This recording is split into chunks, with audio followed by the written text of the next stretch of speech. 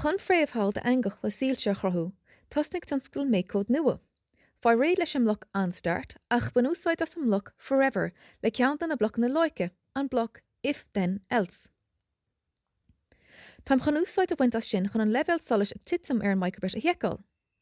Faoi loic, I'm showmid bloc na comparison freisin.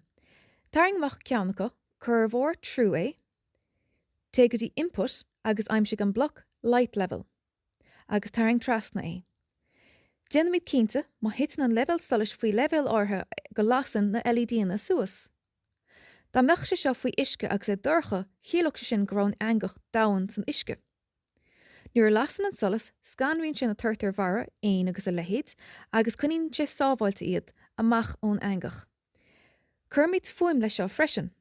Faoi music blocks aimsigh bloc play tone, taring trasna é agus rannig nóta ord íirte. Táim se chun a ord a ranú. Mar bhfuil an level solis faoi chuige, tastíonn gomach scála an glánagang. Is féidirling trílehaint as seo san an saolóir. Má thógmid faoi chuige é, tuigh na Soilse air, agus cloisimid beep.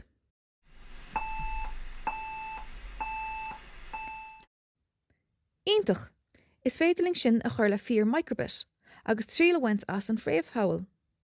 Cuoinnig nach féidir microbit a chur faoi isce, mar sin ligart éon gúilt faoi isce trí fíosa éadach a chur thairis.